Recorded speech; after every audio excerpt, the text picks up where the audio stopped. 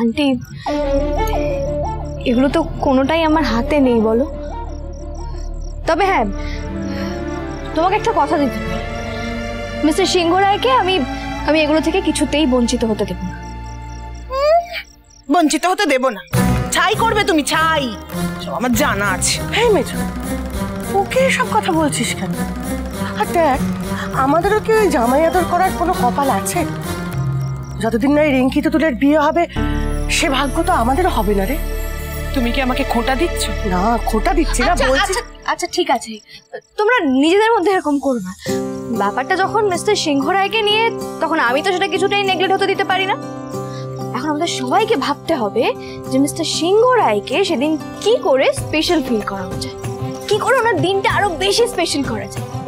আর সত্যি মানুষটার এরকম একটা স্পেশাল দিনে আমি ওনাকে জামাই আদর দিতে কি করে বঞ্চিত করি? একদমই বঞ্চিত হবে, বরং কি হবে বলো তো, ঝিল্লি আর বানর সেনার পক্ষ থেকে একটা স্পেশাল অ্যারেঞ্জমেন্ট করা হবে, কি তাই তো? ঝিল্লি শোনো না, বলছি অমিত স্যারকে ডাকলে উনিও নিশ্চয়ই আসবেন বলো। अमित सर, हाँ बहुत अमित सर कर रही हो। हाँ सब देख रहे हैं।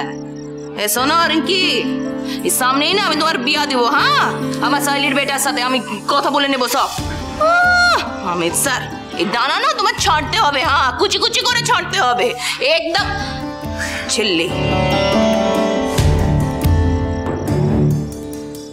আমারও জানা আছে কি করবে, সব একাই করে ফেলবে নাকি সব কিছু করবে। মা বলছে আমার বিয়ে দিয়ে দেবে, আমি কিন্তু বিয়ে করবো না। থাম, বিয়ে তো একদিন না একদিন করতেই হবে, কি মুশকিল। দাঁড়া, মুড়ি বাটিটা নিয়ে আসি।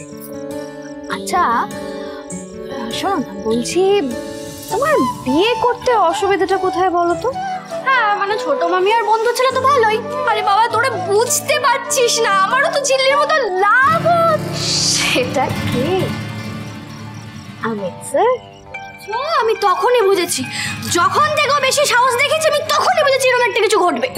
এই লাভ হচ্ছে মানে কি? মা জানতে পারলে কি হবে জানিস? আচ্ছা ঠিক আছে, না দেখো অমিত স্যার পাত্র হিসেবে তো ভালো, তাই না? তাতে তো অসুবিধা থাকার কোনো কথা না। আর বাকিটা না হয় আমরা কথাবার্তা বলে ম্যানেজ করে নিই। কিন্তু রিঙ্কি, তার আগে আমাদেরকে একটা কথা জানতে হবে যে অমিত স্যার এতে রাজি কিনা। না আরো একটা সমস্যা আছে। কি? না দেখো, আমাদেরকে যে সমস্ত বিপদ থেকে বাঁচায়, অমিত স্যারের নাম শুনলে তো সেই রেগে ফায়ার হয়ে যাচ্ছে। তোমাদের মেজদা ভাইয়ের কথা বলছো তো? সেটা ঠিকই বলেছো, উনি অমিত স্যারের নাম শুনলেই আর কেমন একটা করে, প্রচন্ড রেগে যায়।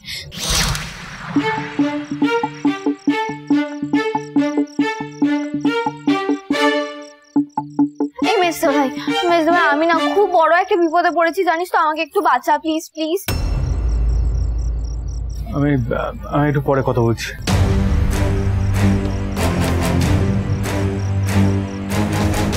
মিস্টার সিংহ রায়ের আবার হঠাৎ কি হলো?